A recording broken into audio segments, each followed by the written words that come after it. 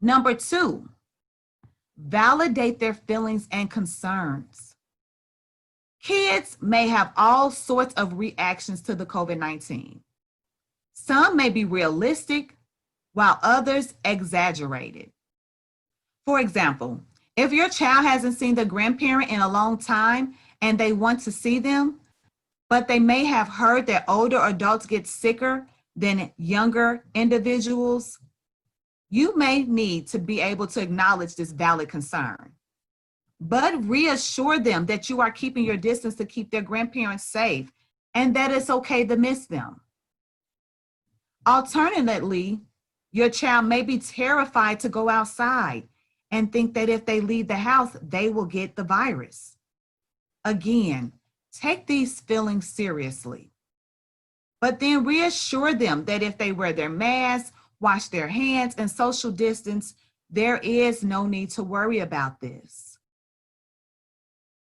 Number 3, be available for questions and provide new information.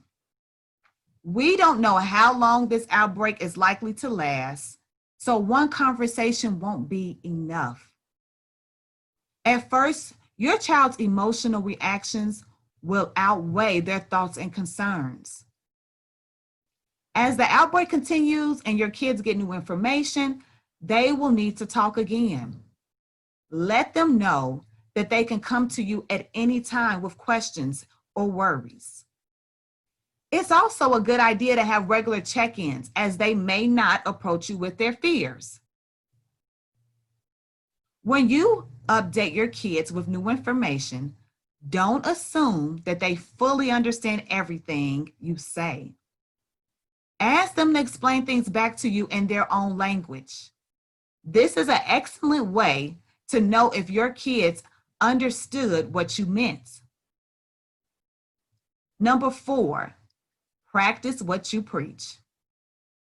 An important part of prevention is hand washing, coughing or sneezing into your sleeves, wiping your nose with tissue, then discarding it, trying to keep your hands away from your face, not shaking hands or making physical contact with others, and wiping surfaces with materials that is at least 60% alcohol.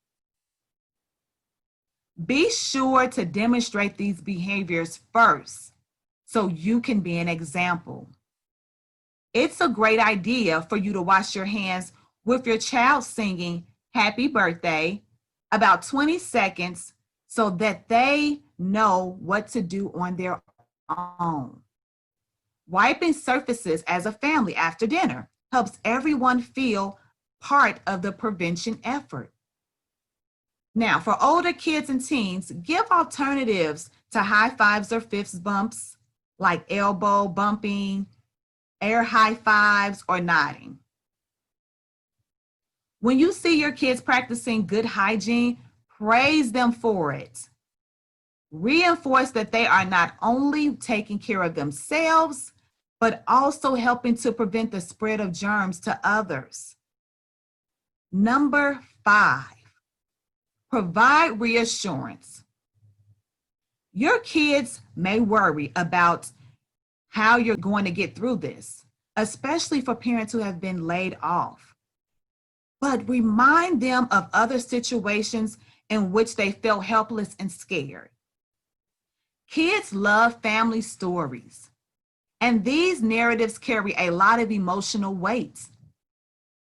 So try something like, remember the car accident we had and no one was hurt? Or remember when the pipes burst in the house and we were flooded, but everything ended up being fine? Remind them that you have been through challenging times before, and though everyone was distressed, everyone also worked together and got through it. Reliving these kind of stories help the whole family to build resilience and hope. Number 6, don't blame others.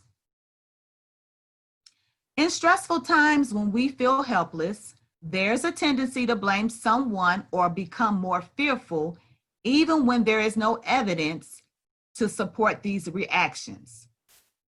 This can create social stigma and be harmful towards certain groups of people, in the case of COVID-19, particularly people of Asian descent and people who have recently traveled. The last thing we want our kids to do when frightening events happen is to cast blame on others, either intentionally or without meaning to. I remember when we first heard of COVID-19, I heard people saying, Black people aren't getting this virus. And we know that to be a false statement, especially since more Black people have died from this virus in America than any other race, according to Vox.com. When you ask your kids what they know about the virus, listen for anything that discriminates against a group of people and address it in your conversation. Make sure not to reinforce negative stereotypes in your own actions and conversations. Now, number 7 is give back. Take time to reach out to people when they need support. Because when we give, we learn it feels good to help. And we're more likely to accept support when we need it. So as a family, you can take time to make care packages for the homeless, find pen pals, or write get well letters or cards to people in the hospital who are suffering from COVID-19. Now, for those of you who have children in your home of different ages, we have to use vocabulary that is developmentally appropriate. Here are a few guideline tips for you. Now, for those of you who have children in your home of different ages, we have to use vocabulary that is developmentally appropriate. Here are a few guideline tips for you. Preschool aged kids, 2 to 5, are more affected by parental emotions than older kids. For them, especially, be sure to stay calm around them. In addition, be mindful of what is on the television and computers when they are around so that they don't hear or see things that are potentially scary. Be careful in talking about the situation with other adults or older siblings around them. I remember when my 3-year-old was upset because he couldn't go to the park and play. He said, it's because of this dumb virus. And I hadn't even discussed the virus with him yet. Younger kids may need a bit more TLC and cuddle time than older kids. Making preventive measures such as washing hands or wiping surfaces are a good way to play games and engage them. In an article from healthychildren.org, they wrote younger kids cope with their fears through play. They may play doctor or use a Lego set to create a hospital, helping people, but that's just how they process their emotions. Now let's talk about school-age children, 6 to 12. Kids in the 1st to 6th grade can understand more about a contagious disease. Explain to them that the germs causing COVID-19 are like the ones that can cause a cold. Remind them that this illness can spread easily, but they can also be prevented, which is why we need to wash our hands, use tissues, and use alcohol wipes, and wear our mask. Kids this age thrive on routine, so try to keep to their daily schedules, even while you are quarantined at home. Explain that the reason you stocked up on a month's supply of food, or they're not going to school and you're not going to work, is to help your community by not spreading the disease to others. School-age children will become more clingy and demanding.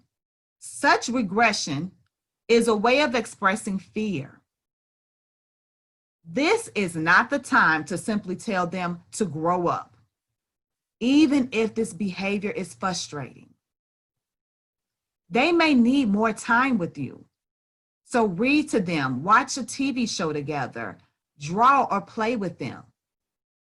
And for them, you also need to monitor TV and other digital media as much as possible, because they may not understand everything they hear and see on TV.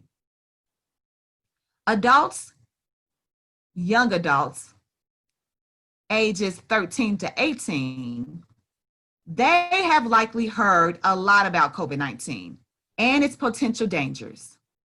They are old enough to understand how it spreads, preventive measures, and future risks.